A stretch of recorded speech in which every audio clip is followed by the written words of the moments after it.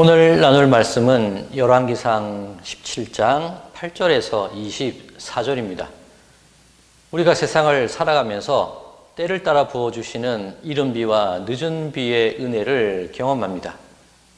그럴 때 공급하시는 하나님, 그리고 살아계신 하나님을 체험하게 됩니다.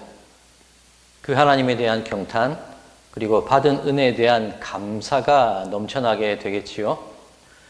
자, 그런데 어떻게 보면 이 모습은 신앙의 기초 단계라고 할 수가 있습니다. 내가 받고 누리게 되었는데 어찌 감사하지 않을 수 있겠습니까?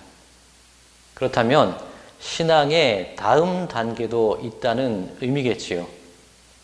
어제 묵상한 말씀을 통해서 엘리야는 그릿 시냇가에서 그 시냇물로 목을 죽이고 까마귀가 공급하는 그 떡과 고기로 연명했던 것을 볼 수가 있습니다. 그런데 하나님은 엘리야를 그 다음 단계로 이끌어 가십니다. 어제 본문의 마지막 절은 이렇게 증거하고 있습니다. 열왕기상 17장 7절입니다. 땅에 비가 내리지 아니하므로 얼마 후에 그 시내가 마르니라. 신앙의 다음 단계, 어떻게 보면 신앙의 찐 신앙의 단계, 그것은 그렇게 시작이 됩니다. 그 시내가 마르니라. 하나님은 엘리야를 어떻게 어디로 이끌어 가실까요? 오늘 본문 9절입니다. 너는 일어나 시돈에 속한 사르밧으로 가서 거기 머물라. 내가 그곳 과부에게 명령하여 내게 음식을 주게 하였느니라. 엘리야더러 시돈으로 가라고 명령하십니다. 시돈이 어떤 곳입니까?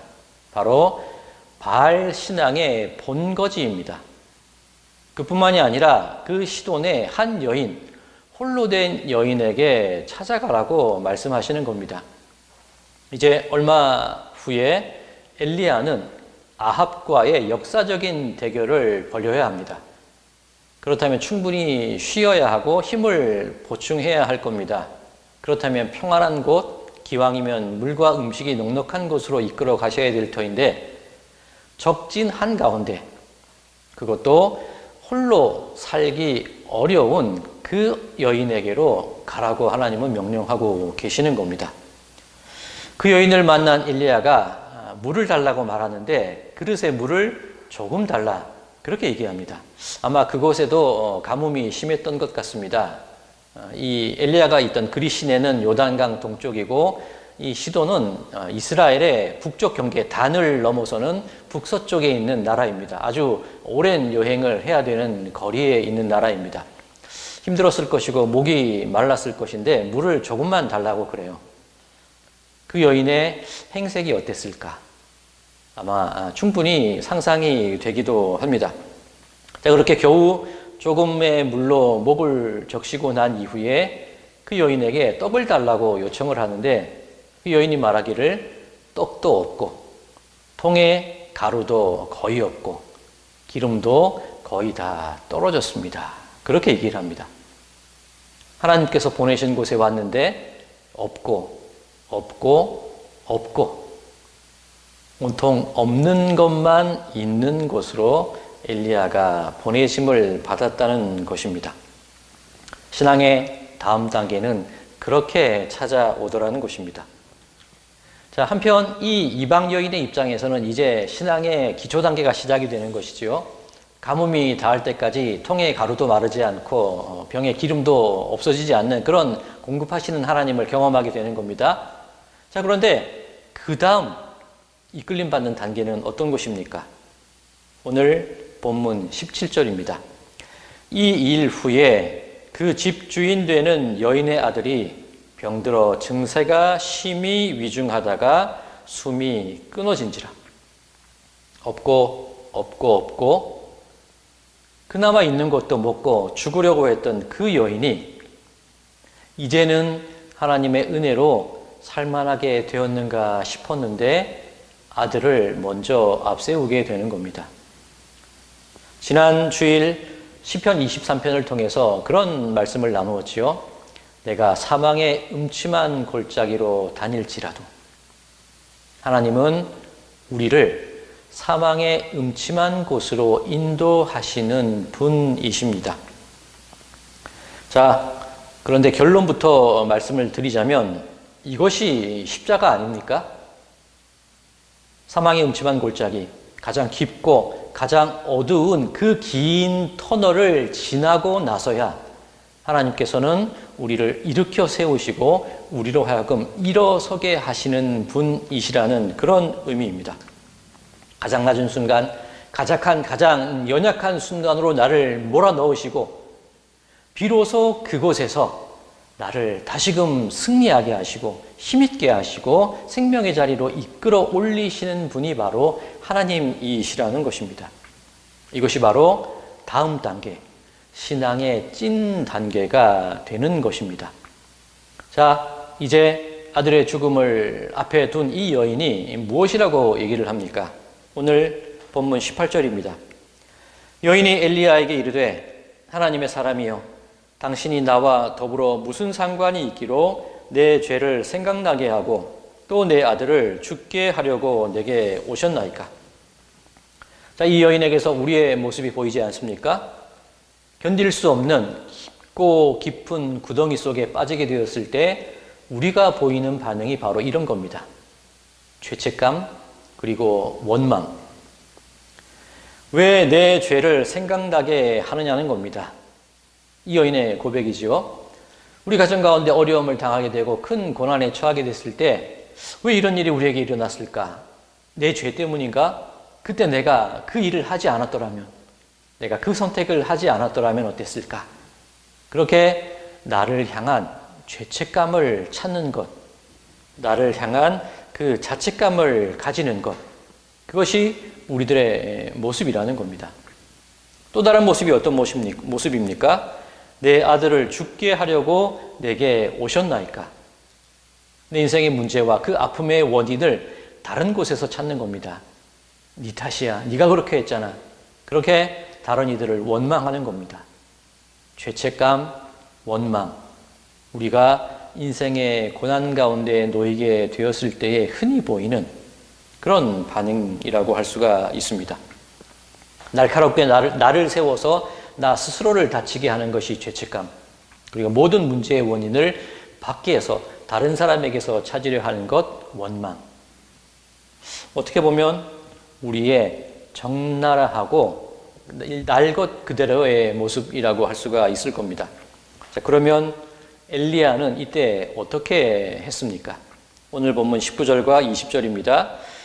엘리야가 그에게 그의 아들을 달라 하여 그를 그 여인의 품에서 받아 안고 자기가 거처하는 다락에 올라가서 자기 침상에 누이고 여호와께 부르짖어 이르되 내 하나님 여호와여 주께서 또 내가 우거하는 집 과부에게 재앙을 내리사 그 아들이 죽게 하셨나이까 하고, 엘리야는 그 여인에게 어떤 변명도 하지 않습니다.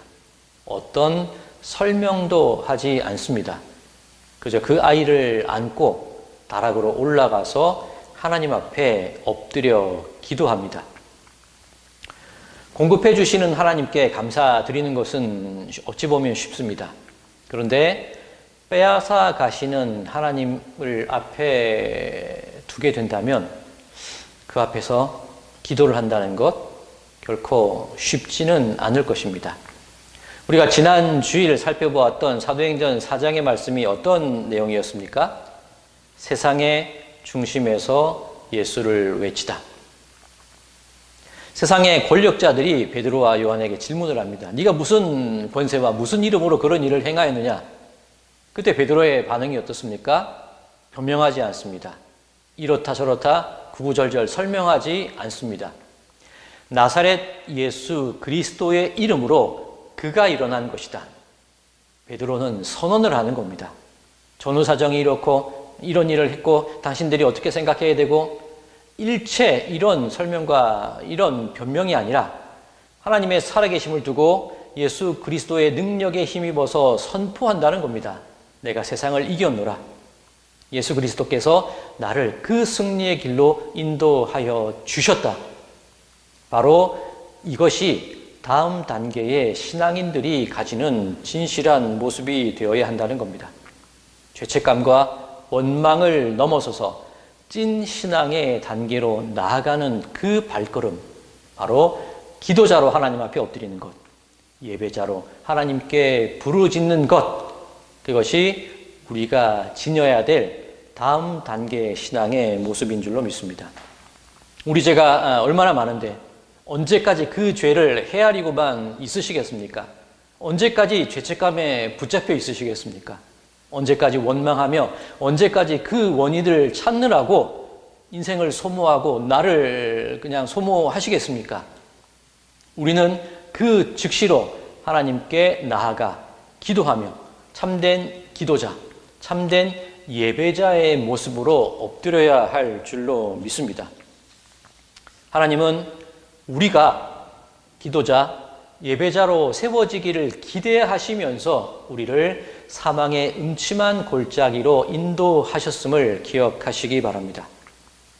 자, 이럴 때 이 여인은 오늘 놀라운 고백을 하게 됩니다.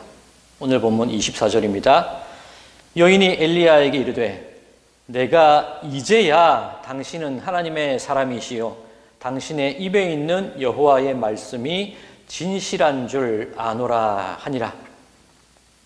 사랑하는 성도 여러분들, 공급하시는 하나님을 경험하셨다면 이제 십자가 앞으로 나를 이끄시는 하나님을 경험하시게 될 겁니다. 언제까지 채워주시는 하나님께만 만족하며 살아가시겠습니까? 이제는 죽음 같은 두려움 속에서도 그 가운데서 하나님을 찾고 하나님을 부르짖고 승리를 선언하고 내가 예수의 사람이다. 내가 예수로 말미암아 일어섰다. 세상의 중심에서 예수를 선언하는 그런 사람으로 내가 세워지기를 기대하는 것이 하나님의 마음임을 기억하시기 바랍니다. 말하기는 세상의 중심에서 예수를 외치다. 두려움 속에서도 승리를 선포하는 여러 시련과 고난 속에서도 나를 일으켜 세우실 하나님을 의지하는 그런 여러분들의 이 하루가 되시기를 주님의 이름으로 간절히 축원드립니다. 나의 힘이 되신 하나님, 십자가 앞에 놓인다 하더라도 높은 곳을 바라보게 하시옵소서. 예수 그리스도의 권세와 이름으로 내가 일어섰노라. 담대히 외치며 나아가는 우리의 삶이 되어지도록 인도하여 주시옵소서. 예수 그리스도의 이름으로 간절히 기도드리옵나이다. 아멘.